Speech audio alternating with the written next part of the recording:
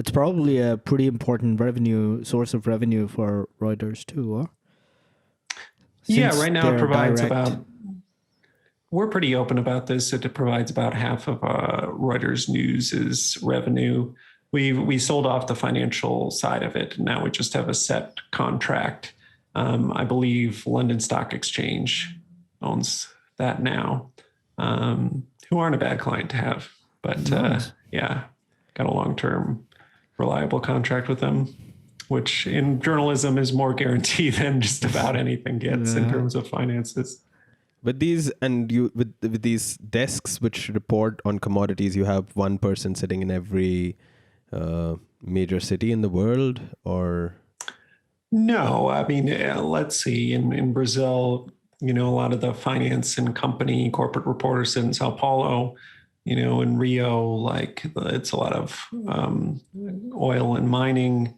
In Brasilia, it's a lot of government coverage.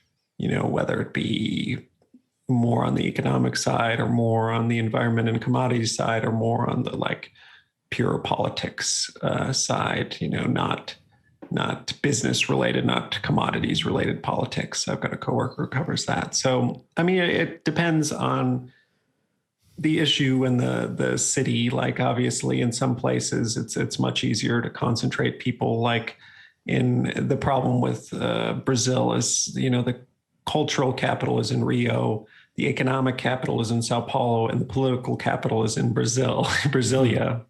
Some places that city is all the same city. The capital city is the cultural, is the financial center. And in that case, it's easier to just have one big office there with everybody covering things.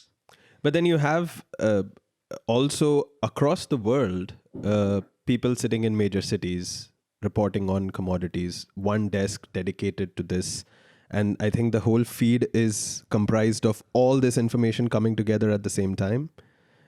Right. Yeah. You can set it to, some major verticals like commodities or energy or general news is one, or, metals. It can get pretty specific. You can set the parameters for what kind of information you want flowing in.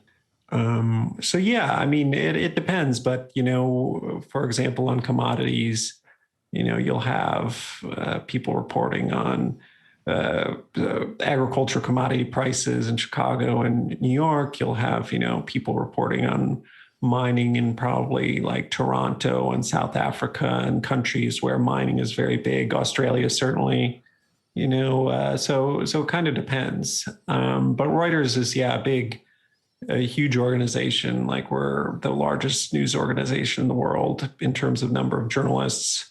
Mm-hmm. Bloomberg is very close, but they count analysts, and I don't know that they're actually journalists. So yeah, I don't even know the full extent of it. All right. Do you personally, is there a person-to-person network that you rely on a daily basis, or is the wire, the ticker service completely automated, and now you don't have to personally make a phone call to quickly clarify stuff, or globally, I mean? I guess I don't know what you mean exactly. With fellow journalists, like if you are reporting on something that depends on some bit of news coming out of Australia, are you going to make a phone call to Reuters Australia to clarify something, or you don't absolutely? Not necessarily. I mean, we'll send an email if it's a rolling story, say, there's like ongoing lawsuits against, for example, this company, São Marco, which is part owned by Vale, which is Brazilian, and part owned by BHP. BHP is Australian. So there'll be some lawsuit about this damn mining disaster in Australia, and they'll start writing about it in their morning, and we'll have to pick it up later, and we'll communicate by email and say, okay, we're handing it off. We're going to start updating with what the Brazilian side is saying about this.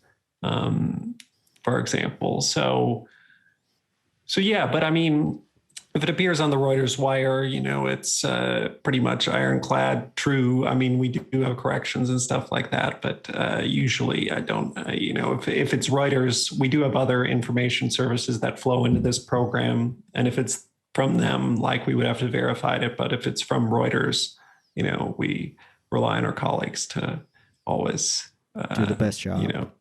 Right. Yeah, no, I asked more to get a sense of how sort of how synced the virtual whatever internal system or this wire service is, because we're trying to get a visual image of it.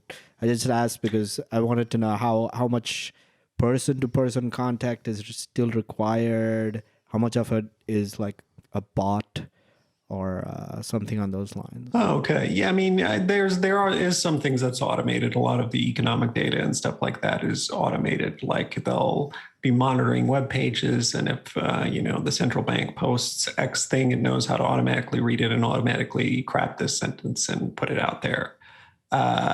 So, I mean, that is more when it comes to data and things like that. It's easier for a computer to do. There's some like sports stories that get or got written by algorithms or programs or whatever you want to say. At least we were experimenting with that. I don't know if that went anywhere, but that's pretty common. I mean, Associated Press was doing that too. Just kind of the standard, like, they play whatever 182 baseball games in a year. Like you don't need, it's not rocket science. You can teach a computer how to write a story about that. So, Yeah. But by and large, I mean, where our value is, we're the humans who have to talk to other humans to get information to put it in the system, because that's how new information gets found out. Like, somebody's got to find it out and put it on the internet, and then it'll recirculate. So we're kind of, I like to think, the gas in the machine that is going out and finding the new facts and feeding it in, and they'll, circulate around.